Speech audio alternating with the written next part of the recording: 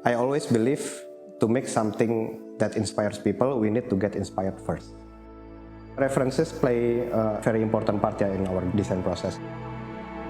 Kita banyak terinspirasi dari sebuah dwelling yang menyerupai goa dan juga candi sebetulnya.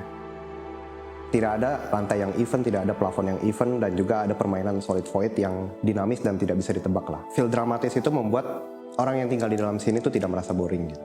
Nama saya Dian. Nama saya Kalvin, kami founder dari Studio Kian, and welcome to our home.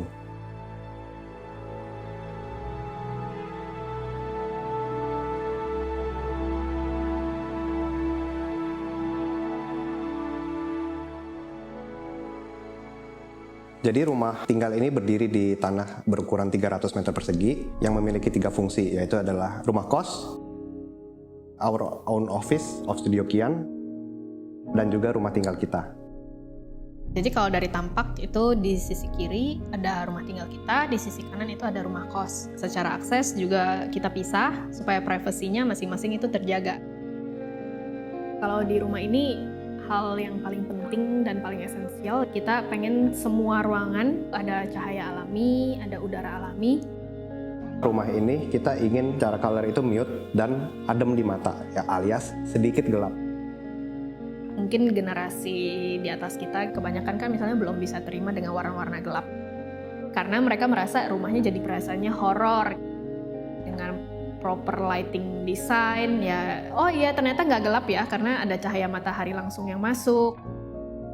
Kita memilih menggunakan material bata tempel ya, karena kita mau bawa unsur lokal. Kemudian saya pikir ya why not warnanya kita bikin abu tua. Kita memutuskan untuk pakai bata tempel ini juga untuk dinding ini sendiri tuh less maintenance. Mereka akan aging gracefully gitu ya. Dan kita bantu juga dengan coating clear, lumut gak cepat untuk mengganggu dindingnya, dan juga supaya skin contact itu enak dipegang. Di rumah ini tuh juga banyak pakai material kayu, kita suka banget sama nature. Kita juga pengen balance out the stone itself with the warm material. Saya percaya suhu yang kita alami berangkatnya bukan cuma dari suhu alamnya. Contoh kayak misalnya di living room ini, kita landing di granite tile. Habis itu kita naik tangga yang menggunakan material solid kayu. Di lantai 2 kita pakai lantai kaca. Jadi ada dingin, to warm, to dingin. Habis itu masuk kamar, warm lagi pakai SPC. Temperature play itu bikin nggak boring sih. Entrance rumah ini dengan lantai undesit mengarahkan kita ke pintu utama rumah. Nah, di area entrance ini juga ada akses untuk menuju ke studio kita. Kita bedakan materialnya dengan menggunakan grating besi, supaya secara psikologi ketika orang datang pasti lebih sungkan. Bench di area grating besi ini untuk break area untuk staff kita. Di area ini kita ada meletakkan pohon pule. Daunnya tuh bisa dirasakan di lantai 1, bisa juga dirasakan untuk di lantai 2. Jadi dengan satu pohon pun udah dinikmati oleh banyak ruang. Jadi di area entrance ini sebenarnya ada beberapa pintu yang mana ada ruang material, toilet untuk tim kita. Dikarenakan banyaknya fungsi, kita membuat pintu-pintu yang camouflage with the walls. Jadi di ruang material ini pun kita ada membuat suatu detail, di mana detail ini membuat udara bisa mengalir 24 jam. Jadi untuk mencegah lembab. Di dinding bata ini ada yang pendek. Kita bikin suatu gap, tujuan kita supaya angin itu tetap masuk ke arah inner court kita dan juga jadi kayak teaser gitu. Ketika masuk di interior, kita diberikan surprise element lagi dengan double height ceiling. Dengan keterbatasan lahan kita menggunakan lantai kaca. Di mana lantai 2-nya tetap bisa efektif untuk aktivitas, tapi dari lantai 1 itu berasanya bolong gitu ke atas. Selain fungsinya sebagai void, juga matahari siang itu akan lebih masuk. Dan juga kalau malam, misalnya kita nyalain lampu lantai 2, lantai 1 udah nggak perlu nyalain lampu apa-apa lagi.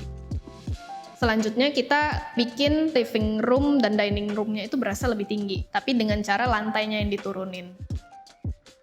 Living room-nya ini kita bikin sunken untuk mendapatkan keintimasinya gitu ya. Bagian ini sendiri pula mendapatkan high ceiling dengan kaca yang double height juga dan fully bisa dibuka. Kita desain meja makannya ini integrate dengan island-nya supaya lebih lega ke arah living room-nya. Pantry-nya sendiri kita desain dengan layout yang simple. Kita putuskan di rumah ini tuh Tidak ada yang namanya dapur kotor. Karena kita kurang suka keluarganya ngumpul di living room, tapi mamanya tuh misalnya sibuk di back kitchen dan mereka nggak bisa saling berinteraksi dan jauh lah gitu maksudnya satu sama lain. Inner court ini mimpi kita dari awal bahwa membuat oasis sendiri dalam rumah. Inner court ini sendiri juga menjadi the heart of the house ya. Jadi dia menjadi view dan memasukkan cahaya ke seluruh ruangan yang ada di sekitarnya. Untuk tangga utama dari lantai 1 menuju ke lantai 2 menggunakan kayu solid. Dikarenakan zoning lantai 2 itu semuanya kamar tidur, jadi moodnya udah dibawa lebih warm dan lebih toned down.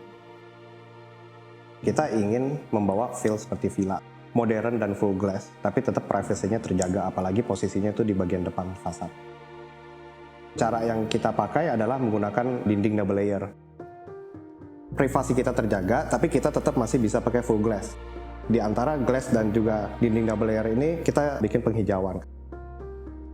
Untuk furniture-nya, jadi kita juga mengintegrate meja rias kita sebagai nakas. Dan juga pintu cermin itu adalah wardrobe kita. Dari kamar menuju ke kamar mandi master, kita membuat jembatan.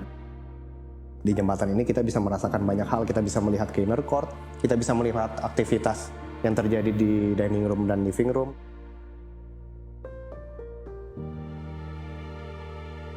Kamar mandi kita desain dengan mood yang dominan gelap, jadi benar-benar kayak feel-nya kita tuh di dalam tanah.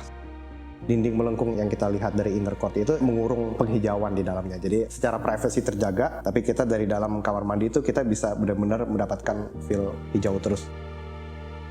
Kemudian lanjut ke lantai 3, ditandai dengan desain tangga yang sedikit ekstrim, jadi risernya itu bolong.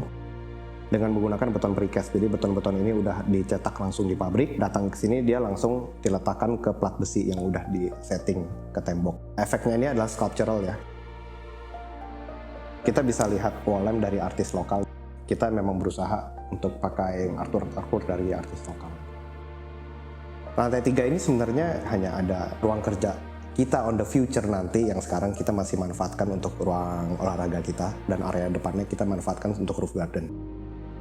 Nah, dari ruang olahraga ini sendiri kita bisa mendapatkan feel si castle-nya sendiri. Jadi ada kayak seperti 2 layer dinding itu yang memberikan shading yang menarik. We believe that design is very powerful to change the habit of the owners.